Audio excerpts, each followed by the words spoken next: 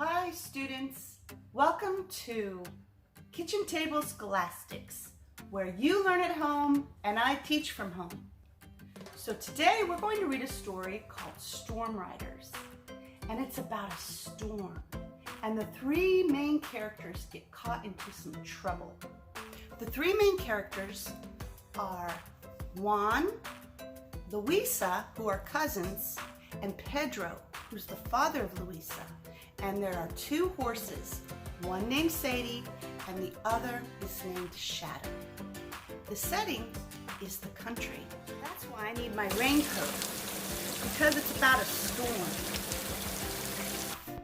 Today we are going to read a book called Storm Riders by Christine Kyrie, illustrated by Chantel Stewart. This is realistic fiction, and we're going to read to find out what happens when the cousins go horseback riding in wild, stormy weather. The strategies here are to visualize, picture something in your mind as you read, and the skill is cause and effect. In other words, what causes something else to happen? The vocabulary that you may not know in this book is beware and destroy and grasslands, prevent, uprooted, and violent. See if you can understand these words as we're reading, because a lot of times the story can give you clues about a word meaning. Also in this book are a few compound words. That means two words stuck together. And we'll talk about one at the end of the story. And the phonics are vowel teams. That means two vowels together. And we will talk about AI and OA at the end of the book. Let's get started. This is the table of contents. There are 3 chapters in this book. At the end, I will ask you some questions to see if you comprehended what you were reading. Please read the story along with me. Chapter 1, City Kid. It's so dull in the country, said Juan. What do you do here all day? Sometimes I play tennis or go horseback riding, his cousin Luisa answered. Juan smiled.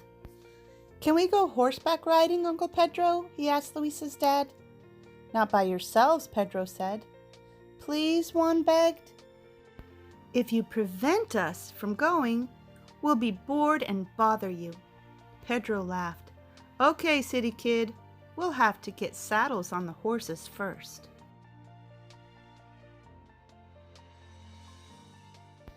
Luisa put on a raincoat, and she handed another one to Juan. I'm not wearing that smelly old thing, Juan said. What good is it? Luisa looked up to see a few dark clouds move across the sky. Well, it's up to you, but I would wear it. Juan folded his arms. He wouldn't wear it.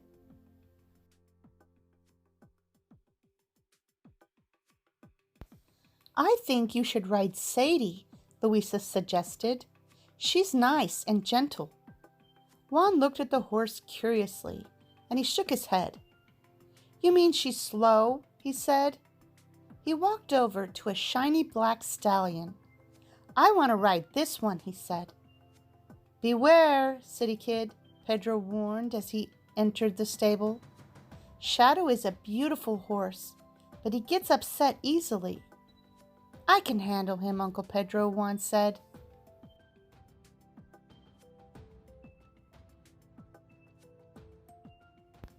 The 3 riders took off over the grasslands. Shadow began to trot. Yee-haw, yelled Juan as he bumped up and down in the saddle. He'll be sore tomorrow, Pedro whispered to Luisa. A few raindrops hit Luisa's coat. Dad, did you feel that? She said. I think we're about to get wet. The wind is picking up too. Maybe we should turn back, Pedro said. Juan, wait, come back. Juan tried to slow his horse as Luisa and Pedro trotted toward him.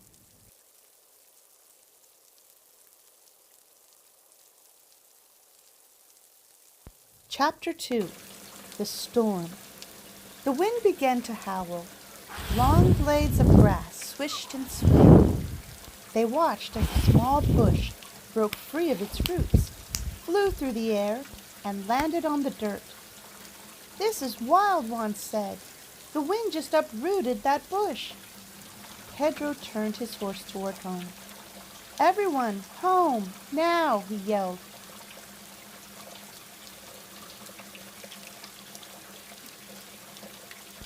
Shadow was clearly upset.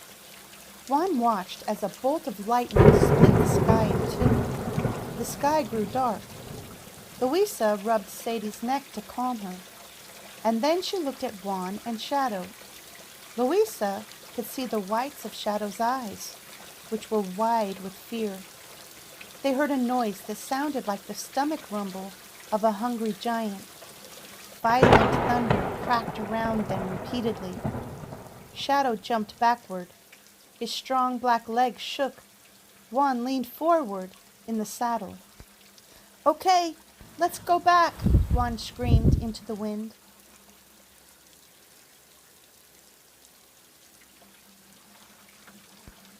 "Too late," Pedro yelled. The sky opened as if to agree with him. Raindrops fell hard and fast. They fell the way the wind blew, hitting the three riders.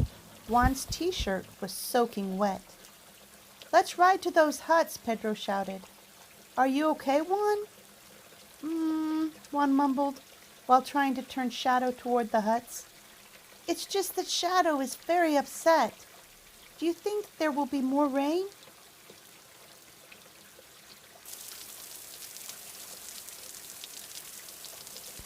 Just then, the rain stopped, and the three riders were quiet. Shadow stood frozen on the spot. Juan held his breath. Then lightning flashed through the sky. "It's going to destroy that tree," Juan yelled. The lightning bolt hit a tree, and Juan could not believe what he had seen. Then the tree burst into flames. Juan knew the storm was really bad after seeing the ruined tree.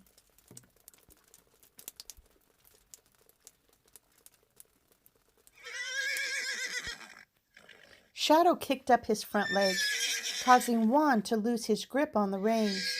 He slid off the horse and dropped to the ground as Shadow galloped far away.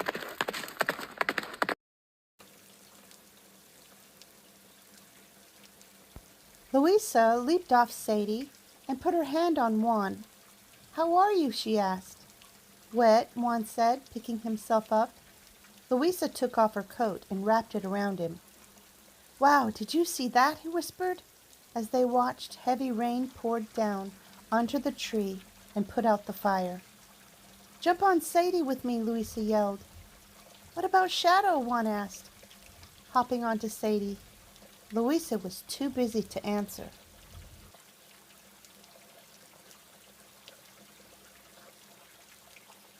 Soon they came to a stone hut. Pedro tied the horses up, and they went inside. "Hey, you look cold," he said to Juan. "I'm sorry about Shadow," Juan said between chattering teeth. Pedro patted Juan's head and gave him a cup of hot chocolate. "Don't worry about Shadow. He'll come back. He's just not too good with storms." Another lightning bolt flashed across the sky. Juan jumped with fright. "I guess I'm not too good with storms either," he said, really terrified.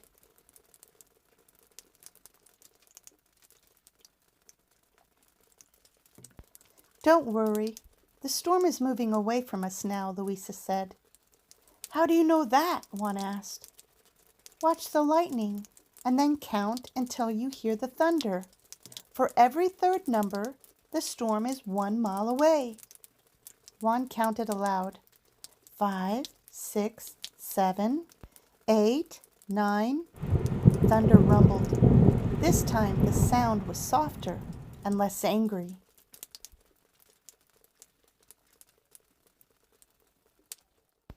Chapter 3. Heading for Home. The rain calmed. "Let's make a run for home," said Pedro. Juan was very quiet as he sat behind Luisa. After a while, they reached the stables. Juan ran into the house while Luisa and Pedro took the saddles off the horses. Through the window, Juan saw Shadow return. "Oh, Juan, I was worried about all of you in the storm. Where's Luisa?" asked Aunt Carmen. "Don't worry, I took care of her," he said.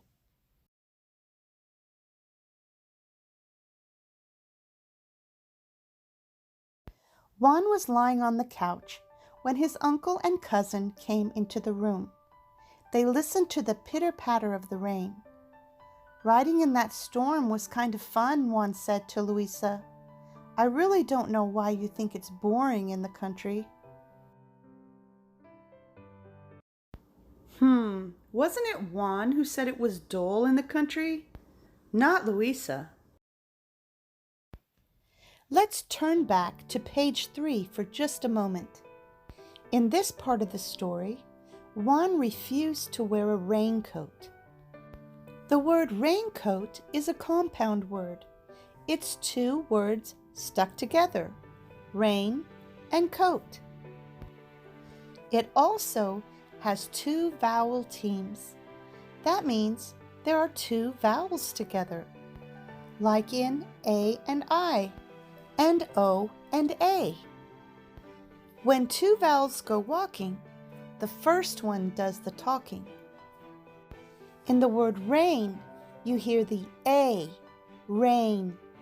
And in the word coat, you hear the O, as in coat. Raincoat. Turn to page 3. Juan would need the coat later in the story. Can you explain why? This is called cause and effect. Something causes something else to happen. For example, Juan needed the coat because it was raining. That means something causes something else to happen. The rain can cause someone to wear a raincoat. Would you have worn the raincoat if Luisa had given it to you? Now let's apply this knowledge from what we learned here. Why should people always be ready for a storm? Juan had a choice between two different horses to ride. One was Shadow and the other was Sadie. Why do you think Juan chose to ride Shadow instead of Sadie? And would things have turned out differently had he ridden Sadie? How would you describe Juan's character?